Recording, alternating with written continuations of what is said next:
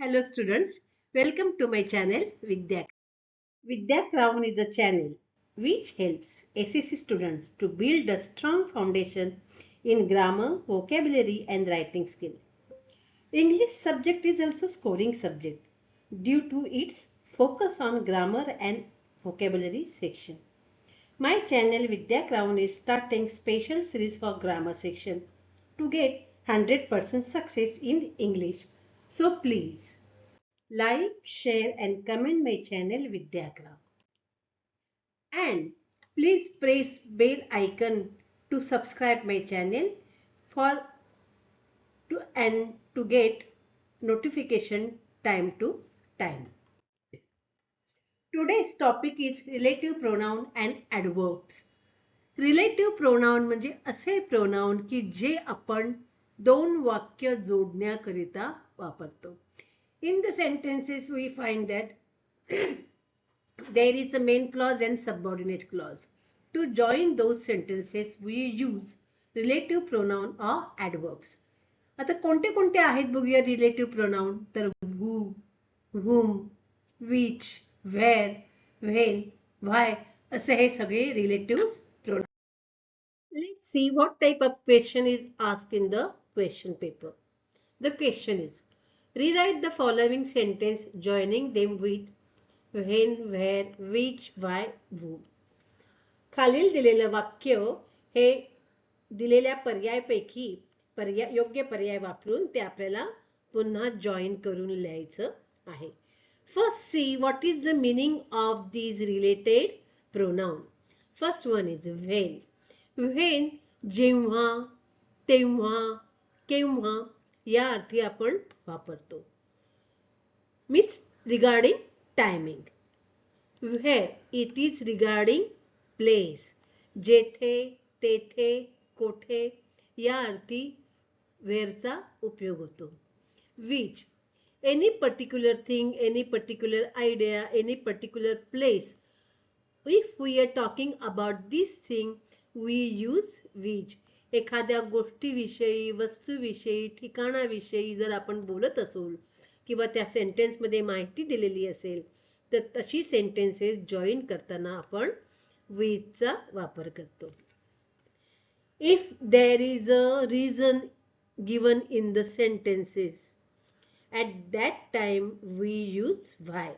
जर वाक्यांमध्ये एखाद्या गोष्टीचं कारण दिलेलं असेल, कारण विचारलेलं असेल तर कारणासंबंधी जर वाक्य असेल तर आपण काय करतो why चा वापर करतो. Means why is used where there is a reason behind any action. Then who. who हे वाक्य about person म्हणजे एखाद्या पर्सन बद्दल एखाद्या व्यक्तीविषयी जर वाक्यामध्ये माहिती दिलेली असेल तर अशा वेळेला दोन वाक्य जोडताना आपण काय करतो who चा वापर करत असतो. If information is given in the sentence regarding the person, then only we use who. Sometimes whom also we are using. Let's see the question, actual question. First one is, Sitaram had a bundle of freshly pressed cloth. Sentence is complete, full stop. Second sentence in the same sentence, question, he balanced on his head. आता दोन वेगवेगळी वाक्य ह्या प्रश्नामध्ये दिलेली आहेत पण ते वाक्य एकच आहे. काय म्हणायचं आहे की सीतारामकडे इस्त्री केलेल्या कपड्यांचं गाठोडं होतं तो त्याच्या डोक्यावर ते बॅलन्स करत होता. Here is the information is given about the freshly pressed cloth. About the bundle of freshly pressed cloth. ते इस्त्री केलेल्या कपड्याचं जे गाठोडं होतं त्याविषयी बघा इथे आपल्याला माहिती दिलेली आहे. Means when there is information about specific thing, specific idea, particular thing, तेव्हा आपण काय करतो we use which. तर हे वाक्य लिहिताना पुन्हा आपण which चा उपयोग करून ही दोन वाक्य आपण जोडणार आहोत. See the answer. Sitaram had a bundle of freshly pressed cloth. आपण हे वाक्य आहे तसं as it is लिहिलेलं आहे. Only we didn't write the full stop. कारण आपण फुलस्टॉप देऊन वाक्य तिकडे संपवणार नाही आहोत, तर वाक्य पूर्णतः आपण चालू ठेवणार आहोत आणि ते वाक्य जोडणार आहोत. We are using which because the information is given about the bundle of freshly pressed cloth. Which ने हे वाक्य जोडून पुढे लिहिणार आहोत. He balanced on his head. At the end we will give the full stop. Okay. But see here he. I wrote a small letter. का बरं? कारण हे नवीन वाक्य नव्हतं, हे आपण वाक्य जोडलेलं होतं. In the question he, H is capital because the sentence is new. We use capital letter for new sentences. तर H इथे purposely आपण small लिहायचा आहे. आणि here in the question there are two full stop, but we used only one full stop because we made only one sentence here. The next one, see. Mrs. Bhushan went in search of her husband. पहिलं वाक्य आहे, Mrs Bhushan त्यांच्या पतीच्या शोधार्थ बाहेर पडले. He was sitting in front of Kamal Kishore photography shop. की जे त्यांचे पती कुठे बसले होते? कमल किशोर फोटोग्राफी शॉपच्या समोर बसले होते. Now see this information in the question is given about the person. Mrs भूषणच्या पतींसंबंधी ही माहिती आपल्याला दिलेली आहे की ज्यांच्या शोधार्थ त्यांची पत्नी निघाली होती आणि ते स्वतः कमल किशोर फोटोग्राफी शॉपच्या समोर बसलेले होते. तर आता now the information is given about the person. For person we are using who. So we will use here who to join both the sentences. See, Mrs. Bhushan went in search of her husband. As it is sentence मधलं वाक्य मी लिहिलेलं आहे and I have joined this sentence with who ने हे वाक्य जोडलेलं आहे, but I didn't give the full stop because I am joining the sentence. Again मी हा ही आहे तो घेतला नाही कारण ही साठी आपण who वापरलेला आहे, म्हणजे पुन्हा ही घेण्याची गरज नाहीये. Then वाक्य बघा मी तर पुढे कसं जोडले. Who was sitting in front of Kamal Kishore's photography shop. At the end of the sentence I gave the full stop. And only two changes I have done. Instead of he, I wrote who, and at the end of the sentence I gave full stop. Keep in mind minute things also. Small, capital, full stop हे सगळं लक्षात ठेवला तर you can score 100% mark in grammar section. Third one is, a large shady tamarind tree grew at one end of the bazaar. काय म्हटलं आहे पहिल्या वाक्यामध्ये? बाजाराच्या एका कोपऱ्यामध्ये मोठं चिंचेचं झाड होतं. Full stop. Second sentence. Mrs. Srivastav found her friend Mrs. Bhushan there. जेथे मिसेस श्रीवास्तवना त्यांची मैत्रीण मिसेस भूषण भेटली. म्हणजे इथे बघा जागेविषयी दिलेले आहे. These sentences indicate that the information has given about the place. जेथे, तेथे. श्रीवास्तवना त्यांची मैत्रीण जेथे भेटली तेथे एक मोठं भलं मोठं चिंचेचं झाड होतं बाजाराच्या कोपऱ्यावर. म्हणजे जेव्हा जेव्हा information is given about the place, whenever the information is given about the place, we use where. Now see the answer. Mrs. Srivastava found her friend Mrs. Bhushan. आधी जे सब्जेक्ट्स आहेत ते आधी घेतले आहेत आणि जी इन्फॉर्मेशन अबाउट द प्लेस आहे ती व्हेअरच्या बाजूला घेतली आहे. व्हेअर लिहून त्या ठिकाणाची आपण बघा बाजूला नोंद केलेली आहे. Where a large shady tamarind tree grew at one end of the bazaar. म्हणजे दोन वाक्य जोडली आहेत. Where लिहिल्यावर त्या जागेची माहिती लिहिलेली आहे. म्हणून दुसरा भाग आहे, पार्ट आहे. The second sentence is here. We took it before. First, at the beginning, at the starting.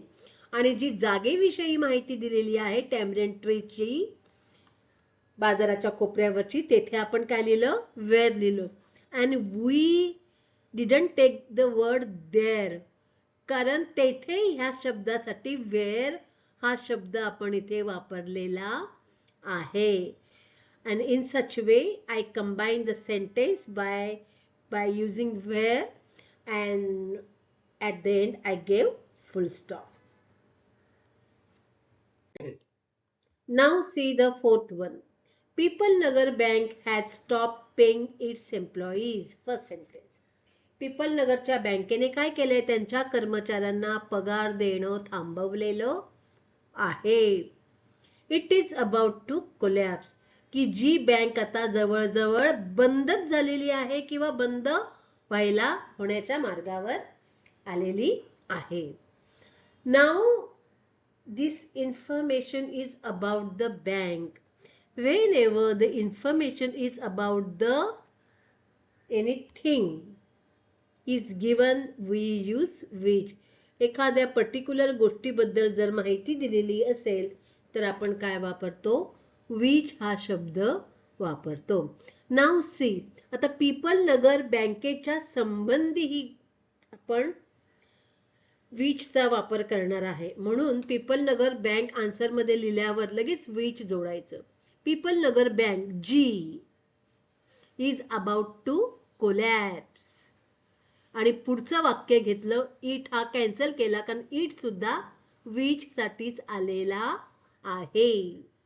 and had stopped paying his employees. हे पीपल नगर सुद्धा पुन्हा पुन्हा घ्यायचं नाही कारण which हा शब्द it साठी आलेला आहे आणि पीपल नगर साठी आलेला आहे. So instead of people nagar and it, we used which. And see, at the end of the sentence I have given the full stop. But I have given comma here. Why did I give the comma? Comma देण्याचं कारण काय? कारण इथे बघा about to collapse ही जी phrase आहे ही बोलण्यासाठी आपल्याला बोलल्यावर थांबावं लागतंय. तर ती थांबण्याची प्रक्रिया आपण कशाने दाखवणार आहोत? कॉमाने दाखवणार आहे. That's why I have given the comma. कारण about to collapse हेला जोडून पुढचं वाक्य बोलणं खूप कठीण आहे. म्हणून आपण about to collapse च्या नंतर कॉमा दिला आणि वाक्य पूर्ण केलेलं आहे. So comma also has importance in this answer, and the full stop, only one full stop is also have the importance in this answer with which. Now the next one is he sped across the road to the general merchant store. पहिलं वाक्य काय आहे की त्याने रोडच्या पलीकडे general मर्चंटच्या store कडे गती घेतली. There was a telephone there. तिकडे काय होतं? तिकडे टेलिफोन होता. आता बघा मर्चंट स्टोअरच्या संबंधी त्या जागे संबंधी इथे माहिती दिलेली आहे. The information has given about the place. That's why we have to use where. And in the question also they have given the instruction, join the sentence with where. म्हणजे कधी कधी इन्स्ट्रक्शन नसतात, कधी कधी इन्स्ट्रक्शन दिलेले असतात की particular words you have to use. Particular word आपल्याला तो वापरायला सांगतात आणि त्याप्रमाणे आपण वाक्य करायचं असतं. Now see, he sped across the road to the general merchant store. As it is, I have wrote the answer. I wrote the sentence. Instead of giving full stop, I joined the sentence where. Full stop देण्याच्या ऐवजी मी ते sentence कशाने join केलंय? where ने join केलं. And after that I wrote there. But the first letter I wrote in small letter. In the question that one is in a capital letter because तेथे ते नवीन वाक्य सुरू होतंय म्हणून तो टी कॅपिटल आहे. इथे तो जॉइनिंग करतोय आपण त्या मेन सेंटेन्सला, त्यामुळे no need to write it in a capital letter. Where there was a telephone. At the end of the sentence, full stop has to be given. In the question, there are two full stop, but we made one sentence there. That's why one full stop we have given. The last sentence is, I must know the reason you are. Join the sentence with the word why.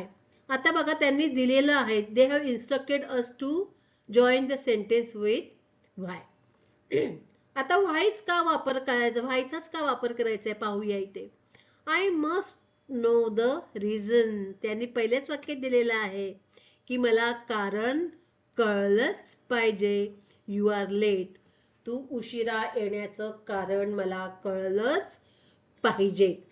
तर कारणासंबंधी असेल जेव्हा वाक्य, एखादं information देणारं वाक्य, तर त्या वाक्यामध्ये आपल्याला व्हायचा वापर करावा लागतो.